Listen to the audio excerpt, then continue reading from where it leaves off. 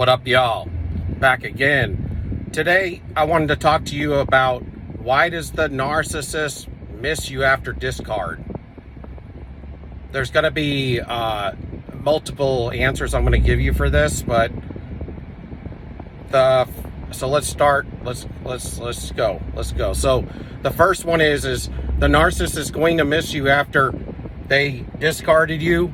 Shortly after discard, they're going to miss you because they have abandonment issues. Okay, because somehow something happened in their childhood to where their parents weren't emotionally there. They were emotionally checked out for them, and or physically and emotionally checked out, and so that they had abandonment issues, or their father or mother was very promiscuous and would discard the spouse on several occasions because that was his or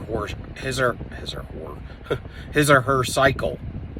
So you know how the narcissist can, if they have a lot of supply, will have a short cycle with every individual because they have multiple supply sources and and maybe multiple grade A supply sources. They could be wealthy, they could be very pretty, they could have, a lot of charm, or 2 or 3 of those things combined. and so, or a rich enabler, like a father that's rich, and the narcissist you were dating was a daughter, or something like that.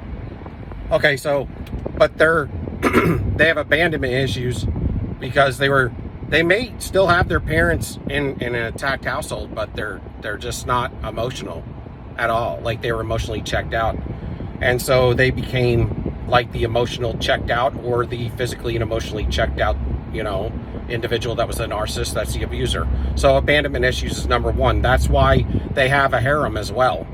Part of the reason they have a harem of ex boyfriends and girlfriends is because the harem is a man that has several wives, just in case y'all don't know. There's been some new subscribers, but anyway, and thank you for all the subscriptions. So they have a harem because they can't get rid of any of their boyfriends or girlfriends, partially because they have abandonment issues. And so for them to, even if they discarded you, they're going to come back. I mean, part of it is because they need you as a source of supply later on down the road. But the other part is also the abandonment situation. They can detach. They cannot attach, but they have an easy time. They can't. So they can not. They can't attach to you. They link up and cord into you. They plug into you and steal your fuel. Okay, but because they don't have love and they don't feel empathy, they cannot attach to you because you're just an object to them. It's kind of like if you had a toaster and the toaster broke, you're going to throw it away. You're going to get a new toaster. You're going to probably get a better one, and you're not going to think about the old toaster. So in the case of that, the only thing is down the road they miss that toaster. Where they actually miss you is and this is where the empath gets the love situation confused and misconfigured. The empath sees them, and the narcissist comes to them and says, I love you, I miss you, I need you, I can't live without you. And they're crying, and man, this is where I always say the narcissist is a B and C class actor or actress. But the thing is when they are trying to return and hoover you down the road after discard, that is when their acting skills are on point, man. That's when they should get an award, like a Golden Globe or something. And that's because they actually do believe what they're saying. So, the narcissist believes what their intuition tells them, but their intuition is demonic in nature, because they have given up on their true essence, and it got filled. That negative pressure, that vacuum got filled with a demon as its intuition. So when its intuition tells them to believe something, to do something, they kind of will make that intuition, that new source of intuition, is going to make them seem, it's going to seem to them, they're going to make it seem logical and coming out of goodness. And that's why a lot of times the narcissist doesn't feel or know that they're even possessed, or that that they're even doing any harm. Part of it is because that fake or new intuition spirit that's taken over in there is gonna wield it. It's going to mold it. It's gonna move it around and adjust it to make sense to the narcissist in their inner being that they're doing something that's just. But you got to understand where the narcissist is coming from is a warped way of thinking. I mean, they really do truly think that they're at a higher level, hierarchy than the rest of humanity. For one, they truly believe this, almost like they're a separate bloodline, an advanced bloodline or something. And that, they have a job to do, and that their rulership is their job. Their job is to rule over the peasants, And, really what's crazy is they've been so hijacked and gaslit by their own inner being that they've accepted through their thoughts and actions in early childhood and their acceptance of things, that this has become their new reality. But it's very warped and it's demonic. And so this is what's going on is they can even pass a lie detector test. But to get back to the point, they miss you really, because where we get love confused is because their acting is so good and they truly do believe in the moment, because they're kind of in fright or flight. And when you're in fright or flight, it is like if you hadn't eaten in 5 days and you're out in the woods and you need food, you're going to be in what the body, what they call in, science and biology, and it is going to be in the chemical makeup of things, you're going to be in fright or flight, meaning you're going to be more in an animalistic type nature. You're going to be more in a war type nature. That's what fright or flight is. It is survival mode.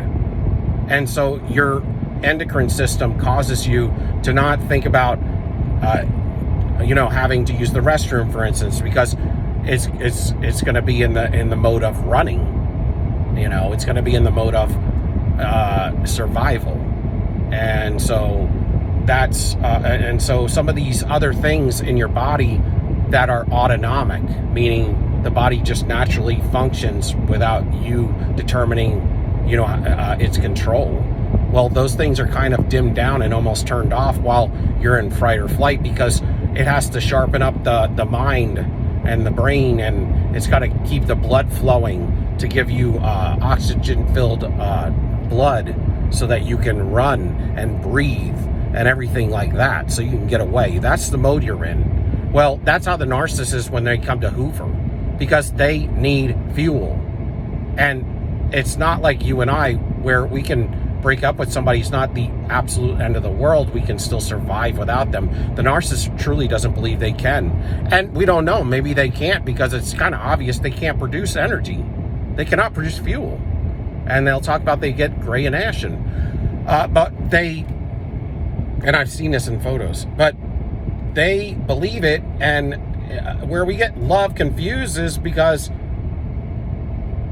of that. But they miss you. It is you they miss, but it's not you for you. It's you for a sort of an exploitation viewing. It's all of your character and all of the ways you make them feel. So the thing is a lot of times the narcissist will get people that are at their same stature. They usually end up with people of the night, people of the streets. Okay, because you kind of attract like people to you. Okay, generally speaking. And the reason why you got the narcissist come to you is because you had certain boundaries that were down. And that's why we always talk about raising up your boundaries when you first awake to this, because you don't want them to come back. But you also had some sort of ways about you that put you on a little bit of a narc type vibration, to where vibration draws to vibration level. Okay? And so they come to you. Usually you will help them, you know. Is usually the first case that you will meet a narcissist. You're going to help them put groceries in the cart at the grocery store, or you're going to help them somewhere or do something. So that's why I always say be careful when you help somebody. If it turns into a relationship, look for red flags. But anyway, because the narcissist doesn't like to do anything, and they don't have common sense, so they usually need help. But they miss those things about you. But you wonder, like, why do they feel so bad?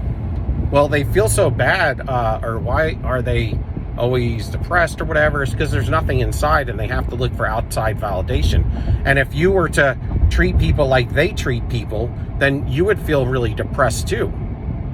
I mean, we've all treated people bad before, and then until we made up with them, you know, we held it inside and we felt like shit, man, you know? And so we knew we did something wrong. And so a lot of times, depending on your level of pride, hopefully your level of pride has been knocked down enough to where you have the ability to go to them and apologize. And, you know, and truly mean it.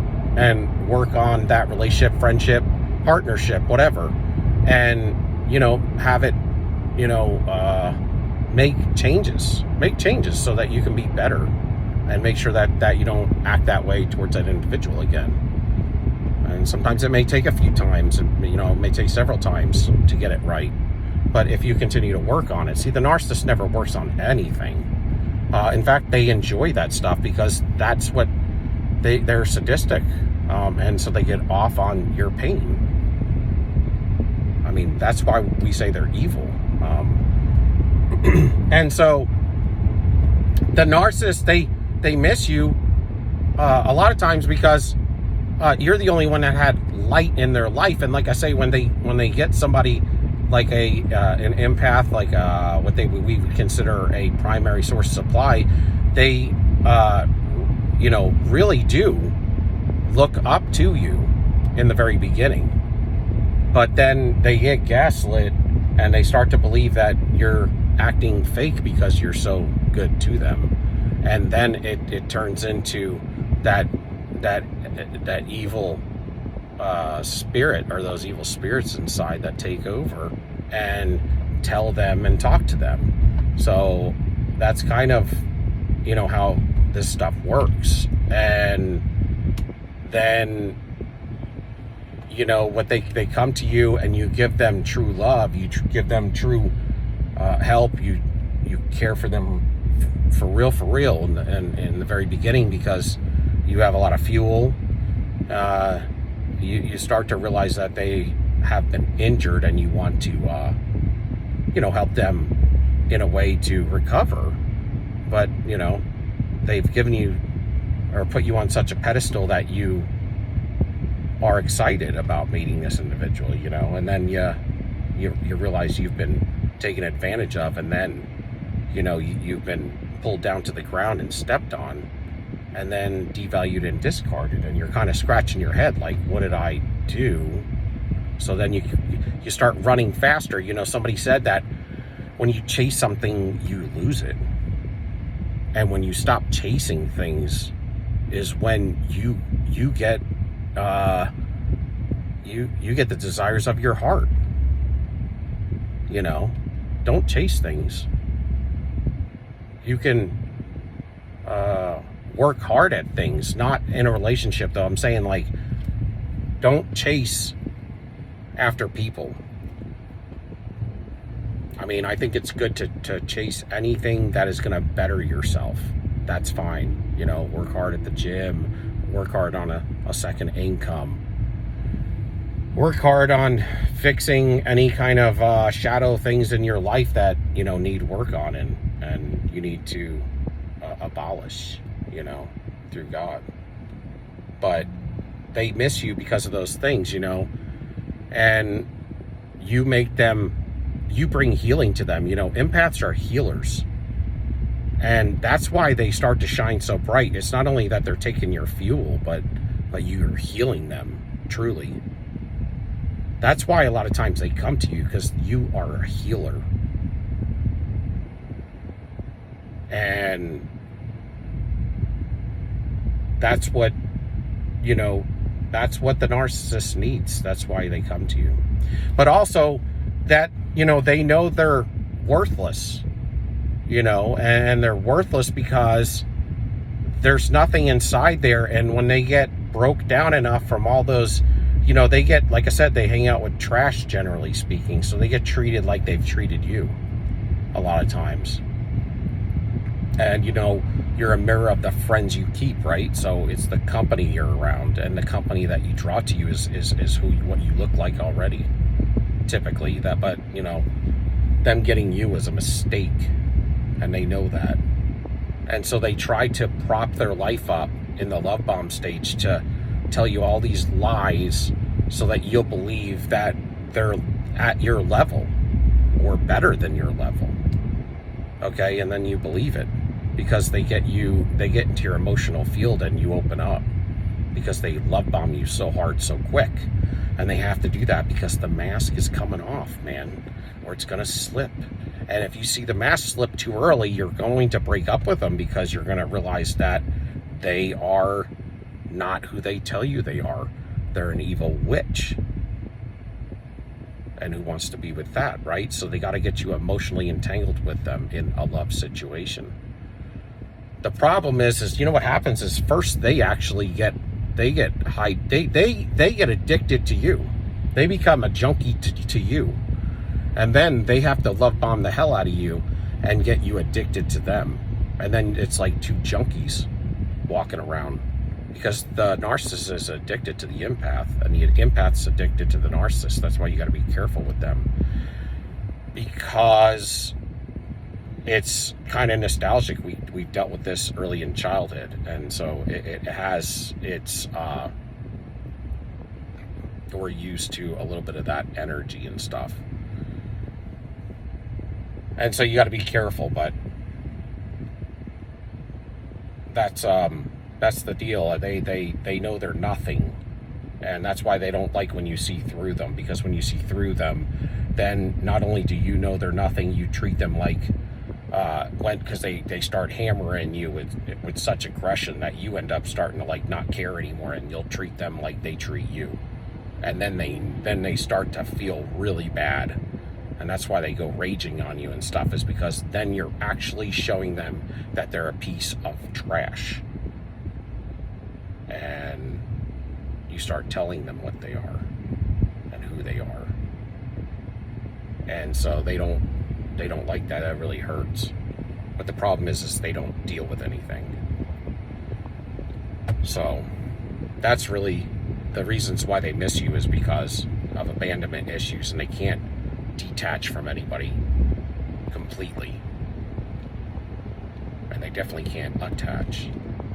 So that's the first thing. The second thing is you're a healer, and in the beginning you heal them, but once you kind of heal them to a certain level, they get to a certain vibration level, and then they devalue and discard you, knowing they can get you back because now they're in pride on their vibration chart, and pride kind of supersedes and kind of gaslights everything else in their mind.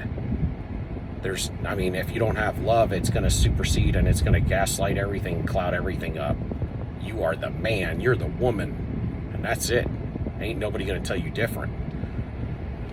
And so that's why they end up discarding and then coming back, because they have no love. And love is the key to everything in the situation with the narcissist, and that's why they're in so much folly and it's never ending. They're an abusive cycle, they're an abuser, and it's never going to change until they develop love. And if they cannot develop love, they're going to be broken forever. But God is love. And if they kicked out their innate love, then they're going to need God to come in again and fix it. And so I don't know how you do that.